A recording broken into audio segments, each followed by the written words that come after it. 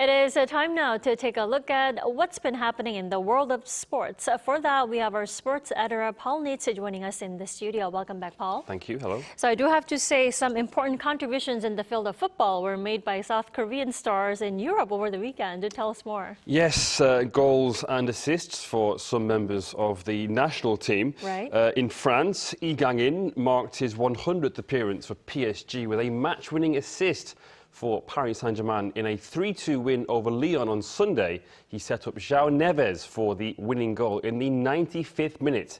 It was his first assist of the season from 10 league appearances overall. PSG sit top, 2 points clear of Marseille and Lens after 12 matches played. Meanwhile, in Belgium, Hyeon-gyu scored for the third game running, helping Genk draw 1-1 away to Gent. Scored the game's opener on 24 minutes, but also scored in the Europa League away to Braga in Portugal in a 4-3 win last Thursday, and got the winner away to Westerlo last Sunday. It bodes well for the national team, with both players involved for the upcoming friendlies with Bolivia and Ghana.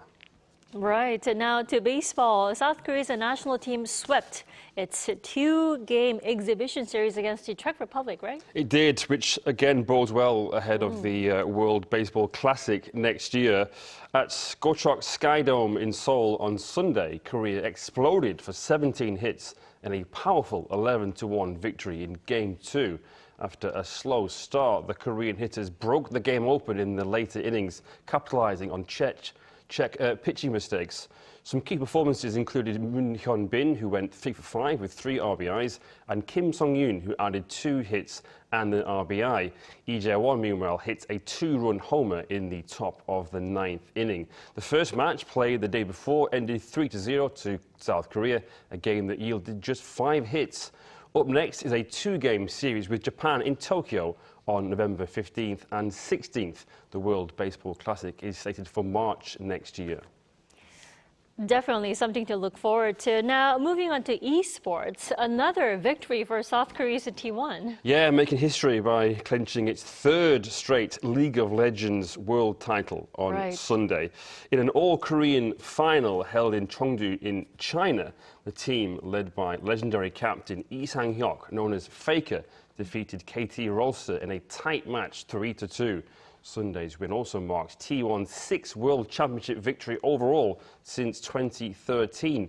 No team has won more world titles than T1. Right.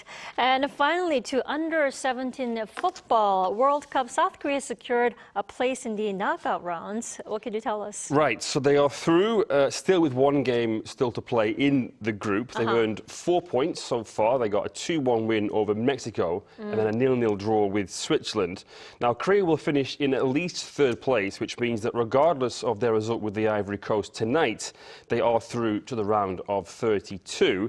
Who they'll play next, of course, depends on what their final position will be in the group. Now, Ivory Coast are already out following 2 losses, and South Korea have reached the knockout stages of this World Cup for the first time since the 2019 edition. Well, fingers crossed. Paul, thanks for coming in as always. Thank you.